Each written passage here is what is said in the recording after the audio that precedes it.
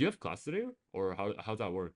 No, because it's Saturday. I'm just studying, and then tonight I have an event to go to. So like I have Oh, like, this much time to do something. So yeah, what are you doing tonight? it's my friend's birthday, so it's a Halloween party. Oh, Going Oh as my God. yeah, That's yeah. fun. So what's your costume? Like, what are you going as? I'm going as Luigi. I bought a pair of Dickies Oh, overalls. I oh, got so are you shaving? no. Oh my God, that's a lot. That's a Yeah, lot of commitment for a for a costume, I'm party. not like maybe November, but like no, that's a big commitment, Yeah, man. that's How crazy. long have you been growing your beard out for? Yo, I probably got this like I think it started growing in like grade 8, to be honest. And like I'm sure maybe like once or twice in my life, like fully, but like I don't like me without a beard. I always say like beard's like an accessory for guys, and it's almost like our version of makeup a little bit, apart from actual Yeah, makeup. Yeah, we I know digress. that.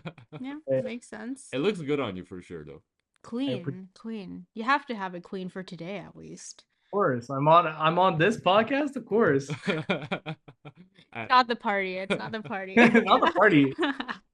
So with that, welcome back to episode 5 of Mm-hmm. Why You Should AT.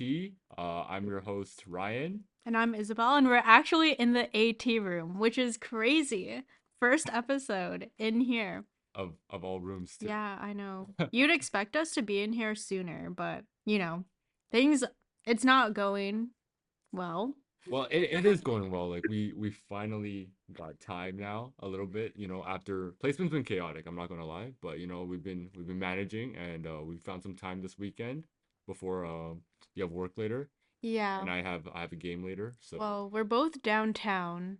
I've actually moved recently, yeah, so I'm sad. been busy. Yeah, I know. Before he was like across the street from me, and it was like I could not get enough. So she says. But today we're joined by Harjot. Harjot was a recent graduate of Yeah. the AT program, and he has a lot to share. So welcome, Harjot. Thanks for having me. I hope I can share stuff, like that is relevant. I don't know. I'm a bit nervous, but like it'll pass. You're a podcast veteran. I think you'll be fine. Yeah, the questions we have are pretty hard, so maybe you do have some reason to be nervous, but That's true. it's okay. We'll it's get through it. Okay. We believe in you. That's why you're here. Appreciate it. Appreciate you still coming on. I know you're busy too, so thanks for making the time.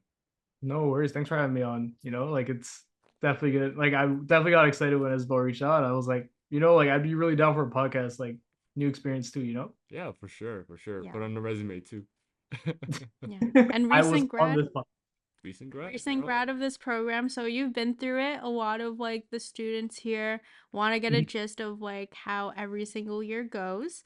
So yeah. if you want to give the audience a bit of your background, specifically in ATA first, so what your experience was like here, what you got from the program, and what you learned from, I guess, the program in general and your different placements. Yeah, for sure. I guess starting out with the program, it's a 3-year program. It's a 3-year commitment, and what it entails is kind of like first year getting your hands down on like certain special tests, like understanding the human body, injury, etc. And of course, like getting your first responder and like making sure that you have all those skills for when you're ready for your first placement, which comes up in your second year. For me, I was first placed at Humber, and it was definitely a big, big learning curve in the sense of like get almost feeling like you're thrown in the deep end, but like I actually enjoy being given a challenge. So it's definitely a big learning experience when you have placement as well as classes. It's definitely a time commitment and a struggle to kind of balance, but for sure it's very, very rewarding. So in second year, you get more of those hands-on skills and you get to actually interact and like use the knowledge you learned in class and see how it applies in a clinical and field setting. After that, we have our third year placement, which is in the summer. So your summer is kind of packed up. For me, it depends on where you are. For me, I was with the Argos, so I had training camp for a whole month, and I lived out in Guelph. Yeah, me and Isabel had the exact same Yeah, placements. it's so funny. What the? But yeah, training camp can get hectic. What's nice about it is like once you're done the month, you have your whole summer, so you can work, you can use your skills if you want to. And by the time you get into fourth year, it's your final placement. You're doing mentorship. Now you're kind of giving back to those that are younger than you, like or in early years of the cohort of the program. And you get to use like you essentially get to give them skills that you kind of learn maybe the hard way, maybe the easy way, and like it makes an easier path for them. And then my final placement was at TMU, and I was with women's soccer then, which was great. Yeah, yeah, Yeah. yeah. Clones, bro. You guys are clones. Different sports, but same Hey, man, institutions. same places. Yeah. I That's mean, even at Humber, I think we had the same sports because I did rugby, like I did men's rugby, and then the following semester I did men's and women's rugby and badminton. Oh, yeah. No, mine was the same combination, but instead of badminton, it was soccer. Yeah, Yeah. That's actually jokes. that's crazy. Imagine Mel, like, or your placement supervisors, they're just looking, they're just like, oh, let's just try to line them up like as perfectly as we That's can. funny. And then Jerome, same thing, your supervisor now, right? Same Yeah, thing. yeah. That would have been really Well, funny. different sport. I'm with hockey now. Okay. Yeah. And you said you were with what sport? also women's soccer. So my supervisor there was Shoaib, and he's a great mentor. Shout out to Shoaib. Yeah. I don't know if he'll ever hear this, but shout out to him. He's Oh, literally I'll my tell him. I'll tell him to listen. Force him to listen. stop. Oh, no. um yeah, so that's it in terms of like my placements with the program. Yeah. Nice. But Very extensive. Hmm. So, what did you learn from it in general? Like, what did you get out of the program? program taught me a lot in the sense of like the whole reason why I entered Kin at York genuinely was because of the York AT program. In my head, like I wanted to understand more about the human body. I love helping people out. And for me, I want to still be involved with sport. I'm not on the athletic side, probably not as capable as like being an athlete, but I'm like, you know what? I still want to be involved in sport. I love the culture, love all that jazz. So that's why I was like, I can do more like that medical side of things. Mhm. And from like honestly, it was a toss up between New York and U Waterloo for co-op because I wanted experience. And with this program, like when I actually learned about it at a fair, like at a like one of those like university fairs, the fact that you can interact with like athletes, be a part of a team, kind of use your hands-on skills and actually like work in the field, that was so appealing to me.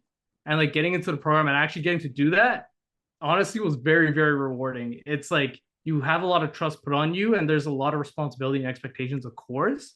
But again, I like a challenge, and I think this is what this program did on a regular basis. It challenged me more so than any other thing that I've done in university in the sense of courses. Because while you can have 100 or 200 people sitting in a lecture hall, in terms of the field, you have yourself and maybe your supervisor. Hmm. Like you're in charge of things, and like you have to make sure things are running smoothly. Otherwise, they don't run. Period. So That's I think that's a big takeaway that this program is like responsibility for sure. Yeah, it's a big thing, especially in external yeah, placements too, when you're like the only therapist there yeah. sometimes. Sometimes, yeah, that's how it works. Sometimes, and it's like sometimes I do feel like there were points where I kind of experienced imposter syndrome where it's like, oh, like am I even like should I be doing this? Like can I even be like allowed to do this? But at the same time, like there's also this confidence that you gain as you progress and like learn more. And I feel like it's a field that definitely like you're always learning something new, like every single day. Whether it's Hmm. like a one-time game event or it's like in the clinic and you're seeing someone for the sixth time for treatment for maybe like a lateral ankle sprain or something. Yeah, Yeah. makes sense. So, wait, remind me or correct me if I'm wrong, because you're in the year ahead of us. Were you here or did you enter the program during COVID? I think you did. Yeah, I did enter during How COVID. was That was that? okay. So for starters, we were like one of the only programs that was kind of still allowed on campus, like for in-person classes. It was very hard to do a lot of our interactions, especially when I think about first responder. We were all like, you had to wear a mask, you had to wear a face shield, you had to wear gloves, and it was hard to like actually do like some of the skills that first responder requires of you with all that PPE on. It almost seems impossible if you think about it. Yeah. Like I remember there was a point where a colleague that I had in the cohort, Child Sam, he literally had like a face shield on and was trying to do CPR on like a mannequin, and then like he tilted the face shield a little bit and he got yelled at for doing that. And it was like, bro, I can't see, like it's all like getting fogged up. Do you know what I mean? But it was definitely a challenge. And even during the program, there was points where like I think I'd gotten COVID at one point Oh. during that semester. So like I had to do first responder at home. And that's challenging because Oh, the whole point of first responder is like you have to be in person so they can evaluate you. yeah. So I was on a Zoom call and I was like, I had to be on watching. And I think they had to see me do a skill on like a pillow, like CPR on a pillow. Oh my god. Definitely different kinds for sure, but it was definitely hard. Once like the next year happened and we got more vaccines on and stuff, like it was definitely easier. But yeah, that was hard. That's so funny. I hope you have a video of that. Is that recorded anywhere? I don't think so. Like I think, do you know how like we have our Zoom meetings and they have a camera that's in the Yeah. class? That Oh yeah. I was on that. So I don't Okay. order, but might Uh-huh. be Wait, you're in your room right now. Can you redo it? Oh, that's a oh, lot. That's a lot of work. I got my certification. I'm good. He doesn't have to, you don't have to prove anything to us. I have to prove You're okay. anything. Courses trust me, bro, right now. Like I can do it. Trust me, Yes. bro. Trust me, bro. No, That's it would have hilarious. been entertaining to see, but like glad you got through it. Were tutorials in person as well? So sometimes they were in person, but if they were, we were like sitting far apart. And then sometimes they were online, like in the event that like someone was sick, let's say, like that person would join online. Sometimes even like our store leader like would be sick, so like we would all have to be online, you know? Hmm. Had its own challenges itself, but yeah. Rough times. Rough times with COVID, Yeah. actually. Must have been an experience though, because like you guys were the only students here on York, so you guys really got to know each other quite a bit though, because there's no one else Yeah. to interact with, right? We basically had only each other and Stong was relatively empty. There was a couple people here and there, like people that lived on res and stuff, but yeah, it was like deserted almost. It felt kind of nice to be honest. Hmm. Space to walk. You don't have to Space to bump walk into for anyone. real. Yeah. Like there's always a spot to study because no one is Yeah. here. Yeah. JCR isn't loud. You can like actually hear each other. Staff was empty. Yeah. I'm just thinking back to that pillow scenario, and I'm just thinking, I don't know if you're familiar with The Office, with Hmm. that CPR episode. Yeah, Staying alive, basically, staying I did alive. exactly that. Oh my goodness, that's You didn't hilarious. slap the pillow though, right? Uh, but I Hits. checked if it was an organ donor for sure. Like I, So moving on, now that we've talked about your experience with the program, and now you're in physio school at McMaster. yeah, I So am. that's great.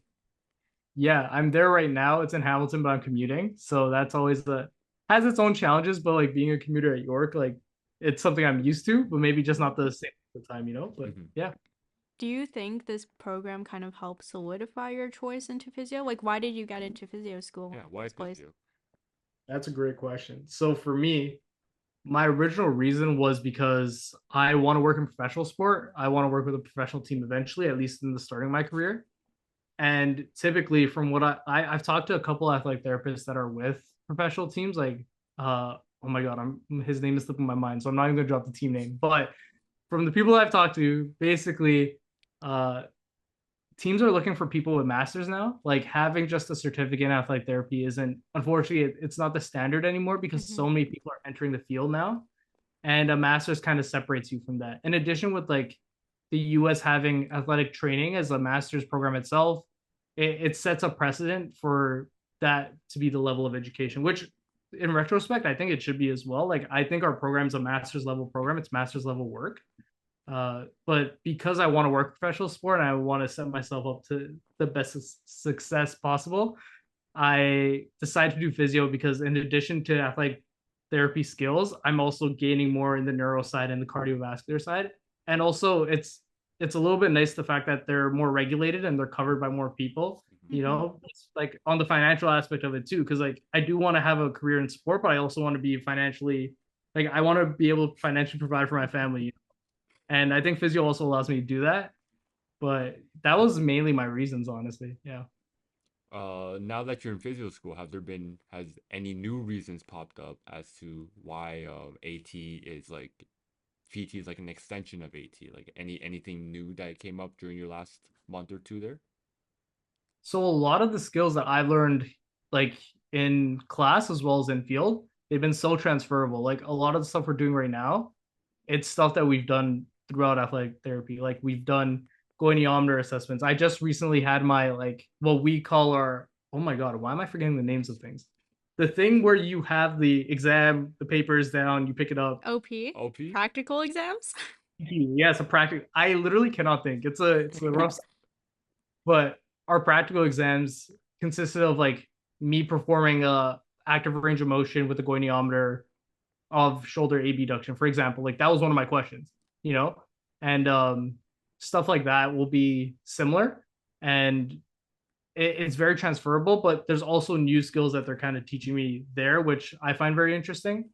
In terms of why AT helps with that, it's because like you get a lot of those hands-on skills already. A lot of people that are entering physio school, they're smart as heck, but some of them don't have like the hands-on skills that like we're fortunate enough to experience in AT. And I think it really helps to at least start yourself on the right foot. Yeah. Uh, for the last 2 months, has it only been musculoskeletal, or have you started delving into like neurological and cardiovascular as well? It's been a mixed bag of things. So some musculoskeletal stuff, so active passive range of motion and feels, just starting out with like joint mobs and stuff like that. But we've also learned how to perform certain like neurological exams, how to perform certain cardiorespiratory exams. And what it is, it's kind of like very similar to how we did first year, where they kind of show you a little bit of everything. So they're showing us a little bit of everything. So, and you're supposed to be able to apply it to other realms of the body, let's say. So if we're talking about joint mobs, we saw how to do one for the elbow, and we saw one Mhm. how to do for the ankle, but we really hammered down like concave convex rules. And it's like, okay, like this is when you'd use a grade 1, this is when you use a grade 4, and then thinking about how that applies to different aspects of the body, you know? Uh, so it's kind of a mixed bag to answer your question. Yeah. Hmm. And from my understanding of physio school, everything is divided in different units throughout the whole 2 years, right? Yes, it is. So we have 5 units. Unit 1 is typically what I'm doing right now. You can think of it as I guess your first year if you want to divide it by years, but it's really units. Mm-hmm. And then you have placements that kind of like are sprinkled in. What I like about physio, we don't have them overlap. So you're in school, and then you're in placement, you're just placement, which Oh, is I was Oh, that's just nice. about to That's ask. I nice. was just about to ask how that balance is kind of like. yo, I got there and I was like, I don't have to do both. I was like, You went through the trenches, actually. We all oh, did. We still literally, are. like that's also a thing with AT. Like it's hard to balance that. Like we've talked about it already, but Hmm. I think the luxury of like having placement after you've done like a whole like unit of learning is very helpful. Yeah. Yeah. I'm sure nurses do the same thing where they're in school and then they do their placement after. And then some nurses have like classes here and there, Yeah. like maybe once a week, but it's it's less than compared to what we do. Well, at least in second year for our program here, yeah. Yeah. Third year Yeah. can be depending on if you're taking a full course load, Mm-hmm. like me. Yeah, It's a I little heard lighter. about this. I Yeah. didn't, Ryan, I don't know what you're doing, bro. But like I did the same thing. Like when I wanted to go into PT school, like I was calculating my average on a regular basis, and I'm like, okay, if I want to set myself up for like the best sub GPA possible, I was like, I need to take a full course load in the fall. So I think I took 18 credits in the fall, and then I also did AT. And I had soccer, so like our whole season was in fall. So Yeah. Oh. That's a lot. it was a sprint and a half, and I'm not a sprinter. So like do with that information what you will. Well, at least with soccer, it ends pretty early. So at least you have, Yeah, halfway through the first semester to like really catch up on things. Yeah, full year split. honestly. Yeah. So that's fun. But with your balance between your placement back, I know I'm going back to AT, but your balance between classes and placement, like how consistent, how were you able to keep your grades up to get into PT school? Because I know a lot of people are worried about marks, their GPA, their extracurriculars for applying. Like how were you able to manage all of that? Yeah, for sure. So the way that I want to kind of tackle this question, I think just thinking about my year at TMU, I had made like I had a conversation with my supervisor and I said, hey, like this is my goal for this upcoming year. Like I want to get into PT school. So is it okay like to work around this schedule? So I would show my class schedule. I would say like, hey, I can commit to these practices, these like, and I can go to games, like of course, but I'm just wondering if there's any leeway in terms of like having maybe like a day off at some point or another. And they were very honest, they were very open. Shout out to Web again. Like he was just like, hey, yeah, of course we can do that, but this is the expectation that I have for you. And he would tell me like, if you're coming here, I need you to be here on time. Like I need you to make sure all the girls are okay. I need you to like communicate with me openly. And I like that was of course things that I was willing to do. And I think it really helped to have my supervisor in my corner, but like you have to communicate that because if you don't communicate that, I feel like they don't know where you're coming from. It's almost like a job, right? It is a job. Mm-hmm. So being able to communicate with your boss and say like, hey, this is what it is really important. And I think that's what helped me a lot with performing. And for what I had done in the fall, a lot of my courses, I had done courses that were more assignment based, not exam based, just because for me, like assignments to me means that I can do the work over time for things that are worth like 20 or 30%. You can do the same thing with studying for an exam, but you also have the nervousness and anxiety with an exam and like writing. I'm probably not the best test taker in the world.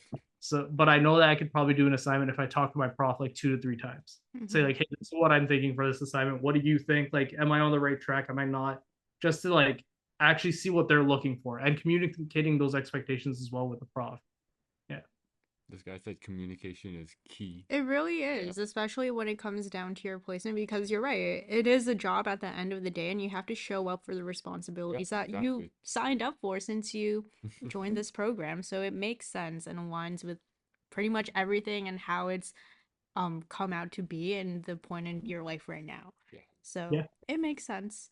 So make you it make took a sense. full course load in the fall Yeah. of your last year. How did you manage all of this while studying for the CATA? Truth be told, I didn't think about CATA till January. I know people are like, oh, study early. And I'm like, yeah, I'll study early. I only started thinking about it in January. And I think really a bulk of my studying happened when I graduated. So probably like a month and a half. I really kind of dove down, read textbooks that they recommend and stuff like that, of course, because I read all of them, every single resource that they told me. Totally. But anyways, for me, it was like I prioritize. I'm like, hey, like if I knew that if I didn't pass the CAT exam as well, like I would have another opportunity to write it. Mm-hmm. For physio, for me, it felt like a one chance opportunity right now where it's like I have to give this all my energy right now to set myself up for the best success. Because in addition to like getting the grades, I still had to do interviews in the winter semester. I still had to get like references. I still had to like write out a lot of information and really understand the scope of practice of PT to set myself up to actually get into school because it doesn't stop at the end of winter. Like that's just one Mm-hmm. part of it. Yeah, So I think it was just about prioritizing. And truth be told, like for CATA, I felt really prepared because I even took athletic injuries extremities during the winter because I was like, in my head, I was like, if I do this course right now during the winter, it's also technically prepping me for CATA. yeah. And a Yeah. couple people in third year do that. Like we had like a little group of us that was in that class, just doing the class just because we was like, okay, we're paying for exam review essentially. Like, this is what it is. So Yeah. yeah, It makes sense. Yeah, I'm taking the same class right now, and I Uh-huh. feel the same way. So, yeah, Yeah. exactly. It's yeah, really good prep, like just before you go for yeah, the exam. Mm-hmm. for sure, for sure. Definitely. So, what else did that process entail in terms of applying to physio school? So, I know you're at McMaster right now, but did you apply to any other schools and like what did that process look like? Yeah, so I applied to four of the Ontario schools: Western, Queens, U of T, McMaster. And what that process entails, each school, of course, has their own requirements. So some of them need Casper, some of them don't. Some of them require an interview that's like written out as well as like a video interview.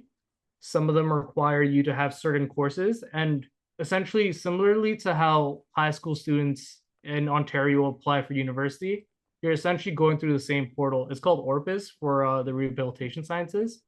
And what that has you do is literally enter in your information because they create your application there and they send it out to each individual school.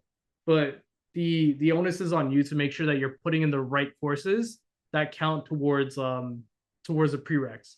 So a big example of this is like you have to make sure you go to each of these schools' websites and then make sure that York's equivalent of like an anatomy course is equivalent for them for their prereqs.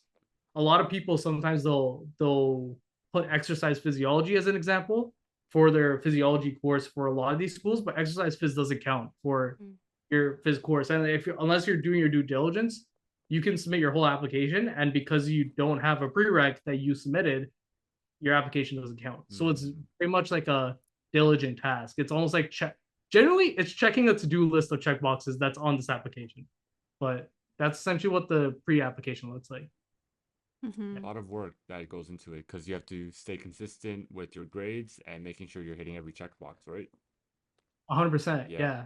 Again, like talking about like some universities needing written applications. Some of them want you to submit it through that portal, but then other schools like U of T and Mac, they essentially they only look at your sub GPA and then the prereqs, and then they say, hey, we'll give you an interview, and Mm-hmm. then you have to go through their portals, do an interview for them, and then you just wait. And I think waiting's like there's some solace in it because it's like okay, like I've done everything that I have to do, so if I hear back, I hear back. If I don't, I don't. Mm-hmm. uh, but yeah, it's definitely in that sense, the whole application process itself is like a marathon. Yeah. It's a lot because It is. Yeah. over like thousands of people apply to these institutions every year for these programs, and they take what, like less than 100, 200? I have no idea. But Like 60, yeah, 70. less than Wow. 100. Yeah. So, what do you think makes you stand out as like a candidate? Like, what are some factors that helped you get in? So for starters, I knew that AT, the experience with like different sporting populations, different kind of populations, that set me apart from a lot of people because I already have that experience. Another aspect that kind of set me apart, I was really involved with school as a whole. Apart from athletic therapy, I was a part of student government there, and I was a vice president of finance at Stone. So kind of like showing the fact that you're not just a bookworm, and like you can give back to the community and like do other things. I think really helped me at least, and it also just helped my mental health because like I just enjoy doing things for community and I enjoy interacting with people.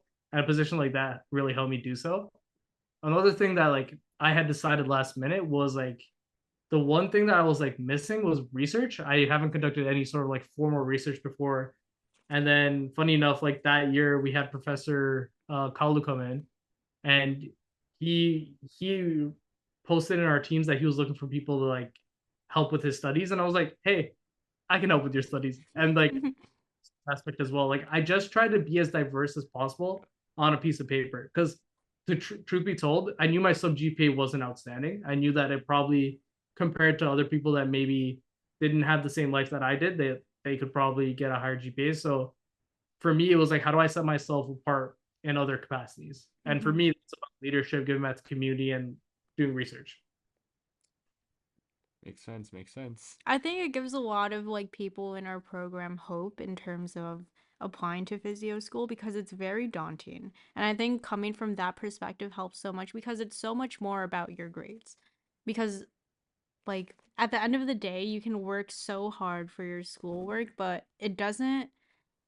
Translate, yeah, it right? doesn't translate into the type of therapist you would be at the end of the day. So I 100 think what you say like makes sense. doing OPs in like first year or second year and like not receiving grades that I thought reflected my skills versus like knowing what I can do in the field. It's polar opposites. It's a different environment. Mm-hmm. I'd argue it's more stressful than working like a football game, to be honest with you. But yeah, Fair. Because it's the same for other institutions. I know people who want to do osteo, Mm-hmm. chiro, massage, and these places need certain applications as well. And uh, I'm sure a lot of people in your cohort also apply to like these type of programs as well, and they probably got in because of their experience and their interest outside of the profession. So just yeah, I think just letting our listeners know that it's not just the schooling and your grades that count, but it's a lot of who you are as a person because at the end of the day, this field of healthcare is a people profession. And Mm-hmm. if you can't relate to people, if you only know how to read books and study for 17 hours a day, like it's not yeah, really going to get you anywhere. But like people like people like Harjot, like they were able to get into these schools and programs because of who they are and how they portrayed themselves as just not as a healthcare professional, but as a cool guy. Yeah. Right. I think you make a good point because it's like not about the thing that about me because like I'm not trying to toot my horn. I mean about like not just being that aspect of like studying 17 hours a day. Because let's think about it. By the time we're in third year and graduating, you have experiences on your resume that arguably like 35 other people might have because everyone in your cohort has done 3 years of placement. Everyone in your cohort has also done this program. So in my head, it's like, okay, what separates you from these 30 odds people? Let's say if all of them apply to the same program you're applying, Mhm. right? And the difference maker for you is what you do outside of that. I know that a lot of us like in AT have other things that we do, whether it's like a side hustle or it's like being involved in school. And I think that those are the things that people are looking for nowadays in terms of being involved more in like higher education. Hmm. Yeah, Sure. makes sense. You're a therapist and you're taking care of different populations, know how to interact with them and know how to take care of them. You have to be a compassionate person who takes care of people. You can't do that if you don't have the experience prior to like build that foundation. So that's Yeah. where I stand. That's my opinion on things. I second that. So Very we talked about the process in terms of applying to different physio schools. So why did you choose McMaster? So the reason I chose McMaster, when I got my offers back, I got in rejected from Queens. I got in rejected from Western. I was on the wait list for U of T, and then McMaster had sent me an offer. So with U of T being my first choice at the time, I was on the wait list. But how it works is if you accept an offer from a different institution, you get taken off the wait Mhm. list. And in my head, I was like, U of T is my first option for sure, but it's a school that has put me on the wait list. Like it's a Mm-hmm. school that is waiting to see if other people would rather take the spots than me. So in my head, I'm like, I'd rather take a spot at a school that would want me. So Mm-hmm. Master McMaster did offer it to me, and of course I took that opportunity to go there. And just the fact that it's a very similar program to AT has been comforting in itself. Like I feel very accustomed to the environment in terms of like the learning style. But yeah, How are you finding the transition now that like the transition, I guess, from a bachelor's degree to a master's? Like, what's different about it? it's the workload. Like every class has 3 readings that you have to do before class, or like a pre-lecture you watch before you go to lecture, and then once you're in lecture, you have to take notes while you're there, and then you have other commitments like different assignments and LOs. Like we do LOs twice a week, and it's like it's very challenging, especially with like every class being 3 hours long. You Mm-hmm. know, that's something that's different that in a bachelor's degree I don't think I've experienced just because I would have classes that are 3 hours long, but it wasn't every single one of them. And I think for me, especially being a commuter and going to Hamilton has been a little bit of a challenge just because I'm commuting every day. Mm-hmm. Contrary to like what I was doing at York. And maybe it's because of also the pandemic and everything, and maybe just being closer to York than I was to Hamilton. But I think that's been very taxing as well, just in addition to being in a graduate program. In this current unit you're in right now, how many classes specifically are you taking? Like, can you give us a number, like 5 or 6 classes, or even more or less? Yeah, I need to count. One, two, three.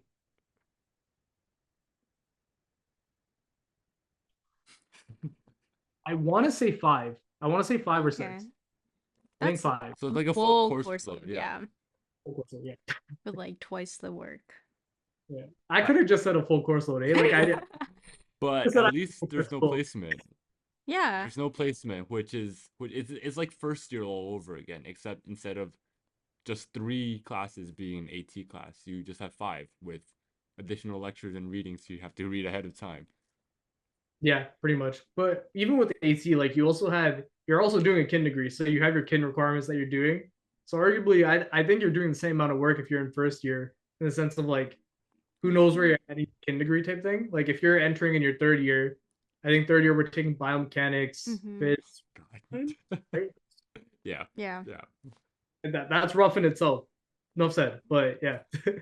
makes sense. So with this workload, are you able to do a part-time job or no? I don't think it's realistic. To do a part-time job. Some people in my cohort are doing it. Some of them are even like varsity athletes at McMaster, so like they're also doing their sport. Mm, But I think it's extremely difficult to do that. Not saying that it's impossible because I know people that are doing it like I've just said, and there are points where I've also worked like a weekend like Mhm. game or like tournament here and there, yeah. which is within my capacity to do. But I definitely emphasize that if you're going to be doing this, like you have to be ready to kind of like not work. Like, and that's just what it is, you know? And that's also like another reason why I chose to stay home versus living in Hamilton because Mm-hmm. that added 5K to like my expenses that arguably I don't really have right now to just throw. So I was like living at home makes more sense right now. Yeah, makes sense. Well, do you have any advice for any, I guess, AT students right now who are looking to get into physio? Yeah. So I think be confident in your skills. Know that like despite like what grades you might have right now, it's still not impossible to get where you want to go if you don't feel like they're as strong as they could be. Communicate with your profs, communicate with your supervisors, because at the end of the day, like they also want to see you succeed, like no matter what it is. Like you could be doing PT, you could be doing OT, whatever you want to do, there's still an avenue which that you can succeed. You just have to find the formula. Like it's all about building the right chemistry, building the right map and game plan to like ensure your success. But it's definitely possible. If I could do it, I feel like anyone could do it. You know, like I No, like don't say that. Don't say that. You're just different. You're You're just him. different. it's definitely like, but you gotta have like that confidence and like belief in yourself as well that you're capable of doing it. And I think that's what really helped as I progressed. I know you said PT was your end all be all, right? But were you considering any other options as you progressed your first 3 years, your 3 years in AT? Like you started doing stuff. You're like, oh, this is pretty cool. Maybe I'll try um occupational therapy, or I'll try like massage therapy. Have you thought of that before, or are you planning to do that after PT school? So truth be told, like at the time, for backups, like if I didn't get into PT, I actually applied to a master's at Schulich. It's called Masters of Health Administration. And it was a program that appealed to me too. It's 1 year and I would still get a master's degree and I could still work on the side.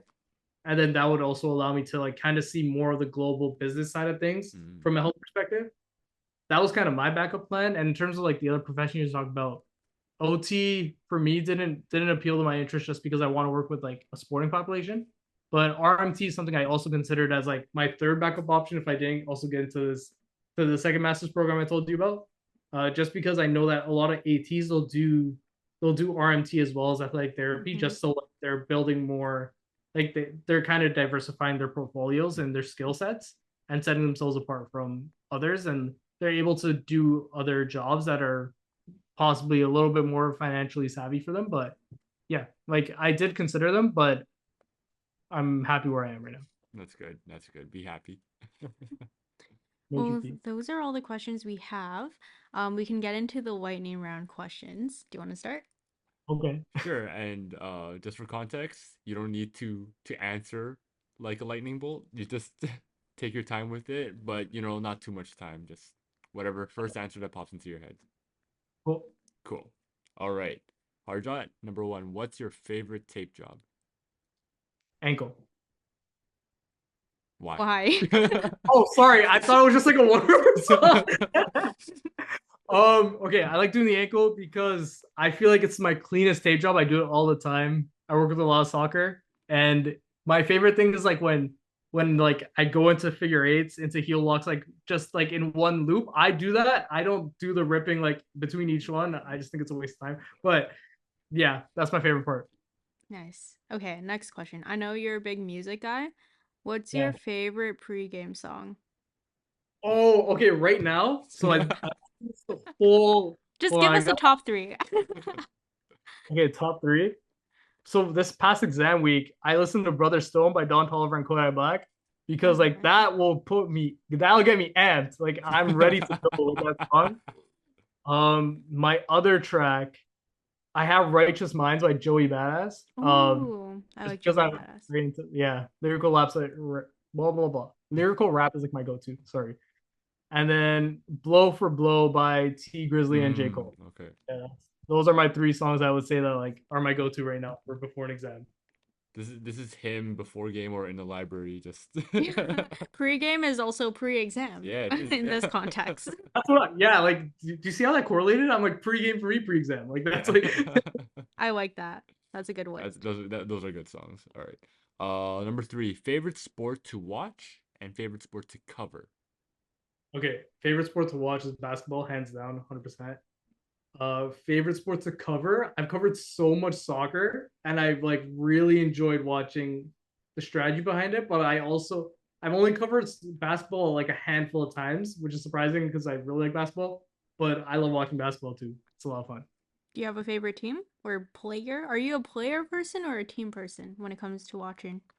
I mean, I feel like if you're watching, you have both. Like you have a You favorite do. team, like You do. you have like like Ryan's like Ryan looked over, Ryan's like you do. It's true. But teams, my guys hate when I say this, but I'm a big Boston guy. I really like the Celtics. They just won the championship. Ooh. Wow. As but I someone from also, Toronto?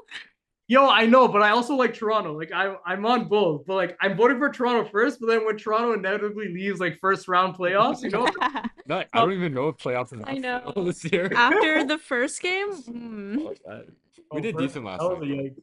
So and then favorite player right now that's active, it's Jokic because Okay. Jokic, like that's how I imagine I play. Like I don't feel like I'm If supposed to you be were on to be a player. Who's your player comp? oh, Yeah. 100%. I do crazy passes. I could get a bucket for you. I can get boards. Like I just feel like I'm him. Yeah. He just called himself the MVP. Like we know Yeah. this. And then just go home to your horses. Like I just want to go ride my horses, bro. Like I'm surprised you said soccer as a sport to cover. I feel like that's kind of unpopular, depending on who you ask. yeah, it's definitely depending on who you ask, but I have the most enjoyment with it, and I have so many. I've met a lot of good people and connections like Mm. through soccer, so I'm happy with it. Nice. Like I did soccer last year and I loved my team, but sometimes it was just really difficult to watch because the ball would be approaching the net. Oh my God. And then it just leaves. I'm like, oh no, like we're doing And this for 90 minutes straight, guys. Like no, trust me. Like the aspect of like watching 90 minutes of cardio if no one scores is kind of like a yo, what was the point? But at the same time, when someone scores and it's like a no, nasty it's like crazy. cross, it's actually so sick. It is. And It Like is. baseball.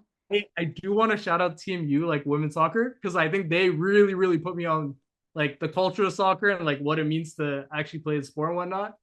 If you ask the right people, there's definitely clips of me trying to do keep ups and like trying to do headers and shit. It's not great, but I tried. It's the effort that counts. It I'm is sure they appreciate it. I'm sure that lives rent free in all in of their their heads. heads. Yeah.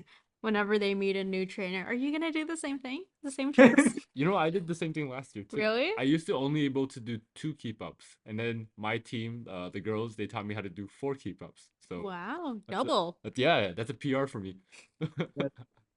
Don't worry, I think I got to 8, bro. Like All I right, didn't even all Wow. right, I guess it's flexing double right, digits. flexing on me right now. Like that's what you're doing. Oh, not even like, bro, it was so bad. Like, I was You know what our question should be? How many keep ups can you do? yeah, for soccer. Yeah. Okay, next question. What's the minimum hours of sleep you need to function either on clinic or in the field? And in school, for that matter. I could I need 7. I can get by with 6, but if I get 6, I'm not having a good day for most of the day. So I would say What's with 7. you? That's a healthy amount. Yeah. I'm so glad you say that because recently we've had people say, what you said, three I just said hours? 3 hours. Yeah. Crazy. Mike said I 3 hours that's too. Yeah, I know. Monica. but he's in a point in his life where he can just throw out a number and like the sources trust me, bro. I'm very getting Very sleep. true. Very true. Okay, next one. Next question. Um, we all need to stay awake, even with 7 hours of sleep sometimes. What is your preferred method of caffeination to stay awake? You got, yeah. I'm a big coffee guy. Uh, I have an espresso. I do the whole shebang, like froth milk. Like like I'm him with that. Yeah. In terms of like an energy drink, like I'm big on Monster, and I'm also big on like flavored Red Bulls. Like that's usually pre-game. Like I'll have a Red Bull pre-game, and I'm not playing, but You're just there watching I'm and just just getting like at shaking. like just but yeah. Yeah, athletes are like, yo, swing me some. No, Nah. just for me. I'm not playing. I can't give out food. Like that's just I can't. No. Personal choice. Yeah. Personal choice. Okay, next question. So, if you have a whole year to train for any Olympic sport that you've never played before, which one would it be? A whole year? Mm-hmm. Don't worry about school. Don't worry about work. Everything is covered. Just Like focus not on your like sport. only Olympics, like not Paralympics, right? Do you want to do Paralympics? Like I don't know. Like Would you there's meet a the lot of requirements? Yeah, like, that's like oh my god, I'm forgetting the name, but we saw it in class one time. It's like the ball that has the bell in it, and like you can play the sport even like as like you have to wear a blindfold and whatnot, and it's just by sound. I'm forgetting the name of the sport, but I don't know Oh, this. yeah. What is this? Enlighten us. yeah, Tell us more. I Tell us more. What is this? I can't remember the name, but it's almost like it's like soccer slash handball mix. Like there's a giant net and there's like a couple people on the court, but like they're it's usually for people that have like a visual impairment. And like you're just playing solely on sound because like the ball has a bell in it and you're trying to get it into the other net. I'm forgetting the name of the sport. But Soccer slash possibly that handball. or table tennis. I think if I had a year of table tennis training, that Interesting. I'd be killer. Yeah, So Yeah. table saying tennis is fun. so saying you'll smoke us right now, like. No, I need a year. Like I Oh. just said, So next year we'll meet up and then we'll play a game. We'll play next year. say less. Okay, let's do it. All right, bet. Okay, last one. So, oh wait, is it your turn? Yeah, Yeah. last question. What is your most embarrassing or funniest clinic or field story? This can be back when you're in AT, back when you're certified, or even now in school. Like, what are the funniest experiences or most embarrassing experiences that you've had as a student, as a clinician, as a field worker, et cetera, et cetera? Funniest experience. Oh, now you got me. Like I have to think. Holy. That means there's a lot. No, I'm kidding. I'm Or Oh, maybe like, he's just so good it just doesn't happen. kidding. no, like I'm just like there is definitely like a funny moment. I just have to think about it. Um. Oh, it was definitely with I think it had to be with the badminton team. Like when I was with Humber, Hmm. but there was a point where like I had to. They didn't have enough players on the Oh my court, and God. I was like, "Yo, I'll play." Like how bad can this be? Yeah, it was rough. Like it was rough to the point where like I had recently just gone this Lululemon wave. Okay, so these are the first pair of like ABC joggers. Okay, the way that I slid on the ground to like get the birdie, I hit it. Of course, got the point. Psh, totally. Don't check the sources. But then I ripped a hole in my knee, and like I just bought them yesterday. Giant hole in my knee. And I literally took it back to Lulu. I'm like, listen, I don't know what happened. I don't like, know what happened. I Listen, don't know what happened. listen. At least they have warranty. At least Lululemon Yo, does that. yo, I got a new pair. Like I literally just said, I don't know what happened, and then they gave me a new pair. Like, not done. Wow. That is crazy. I was about to say you went on the court for them. Did you won? No. Yeah, I got the point. Totally. Oh, okay. Totally, totally. Just the point. Just the point. I lost that. Like these are like CCAA like No, yeah. badminton No, champions. badminton is crazy. And you played. Like the thing about badminton athletes, they don't look like they will kill you on the court, but the minute they have a racket in their hands, bah, bah, bah, bah, like it's like what's going on, bro? bro, it's actually kind of wild. Yeah. Yeah. I love the sound effects. We should get a board. And one of them, one of the sounds when you press the button, it should just be ba ba ba. From they not like us. Yeah. But yeah, interesting, funny story. Yeah. Thanks for sharing. No worries. Yeah. Happy to share. Yeah. Do you A- have anything Any else you'd more? like All to right, I add? was gonna ask any more stories, Yeah. but uh, no, like I think that's pretty much it. I think I do want to shout out the AT program. Like they're amazing.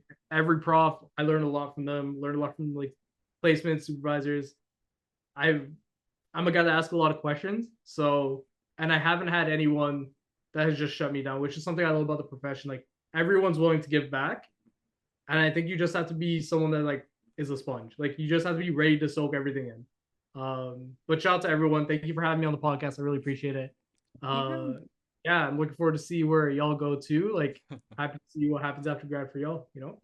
well, thank you for coming on. I know you're a busy guy, like we said, but you coming out and just, talking about PT and your experiences as an AT, it means the world to us, man. Appreciate it. Yeah, appreciate you. Appreciate you. So thanks for joining us today. We'll end it here. And if you have any questions, comments, concerns, feel free to shoot us a DM. Like Is and it okay subscribe. if we tag you in our posts so Yeah. people can reach out? Okay. Yeah, like and subscribe, and that's a wrap. Bye. We're gonna stop recording now.